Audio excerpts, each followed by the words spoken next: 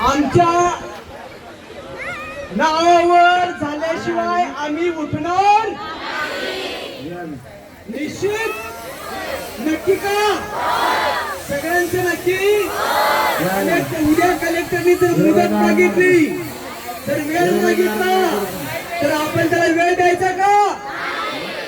सगळ्यांनी आपण मुदत द्यायची का? सत्याग्रह चालू. बघा बरं का, मोठ्या संख्येने लोकांची गरज आहे. आणि उद्या जर कलेक्टरनी आमची मागणी मागितली नाही आणि सत्याग्रह आपण चालू ठेवला, तर तुम्ही रस्त्यावर उतरणार का?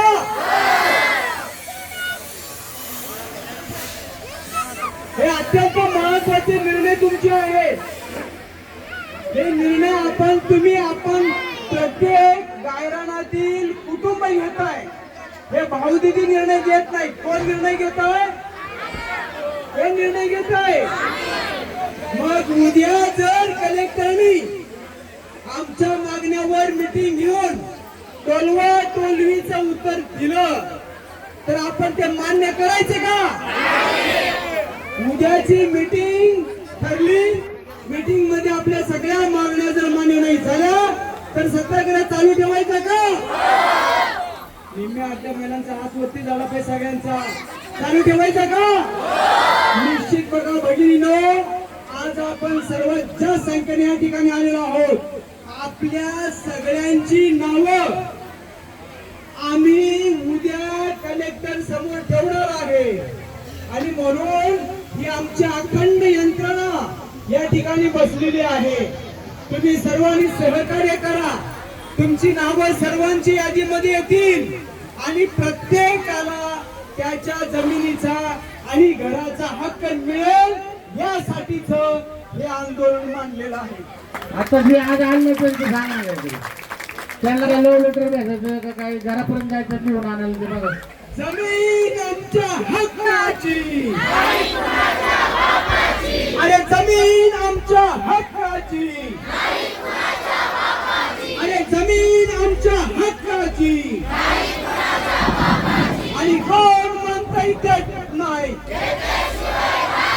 आणि कोण म्हणताय देत नाही.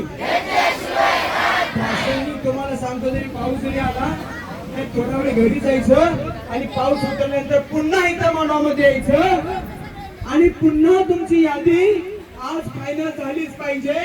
खरं मला आज ती कलेक्टर ऑफिसला द्यायची होती, पण किमान उद्या सकाळी 10च्या आत मुलं रात्रभर बसतील, तुमची यादी पूर्ण करतील, प्रिंट करतील आणि उद्या 10च्या आत त्या अधिकाऱ्यांना पोहोचू.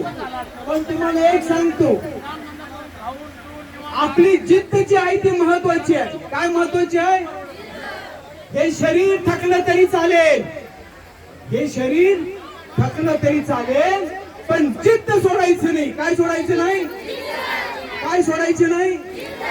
30 वर्षापासूनची आपली जिद्द आहे की एक दिवस आपल्या नावाची मालकीची ही जमीन होईल. होईल का नाही? जिद्द कधी हरत नसते. शरीर हरत, पण जिद्द हरते का कधी? जिद्द बाळगून पहा. आणि जिद्द म्हणजे जिंदाबाद. इन्कलाब, इन्कलाब, इन्कलाब. आणि म्हणून जरी आज आपण इथं एक निर्णायक स्टेपला आहे, उद्या मीटिंगची वेळ आपल्याला कलेक्टर करून कळायची आहे. आणि मीटिंगची वेळ कळताच तुम्हाला सांगितलं जाईल. आणि त्या मीटिंगच्या दरम्यान जास्तीत जास्त लोक जिल्हाधिकारी कार्यालयामध्ये आले पाहिजे.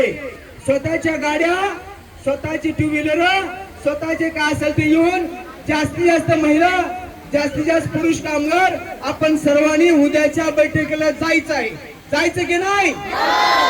बैठकीमध्ये निर्णय आपल्या बाजूने झाला नाही तर आंदोलन चालूच राहील. राहील का नाही?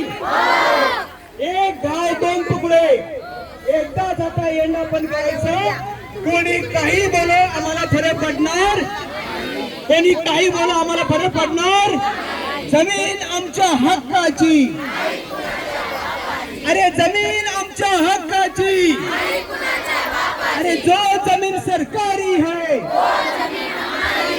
जो जमीन सरकारी है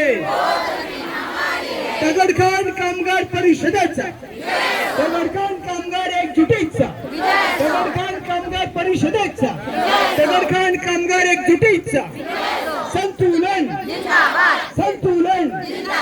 जिंदाबाद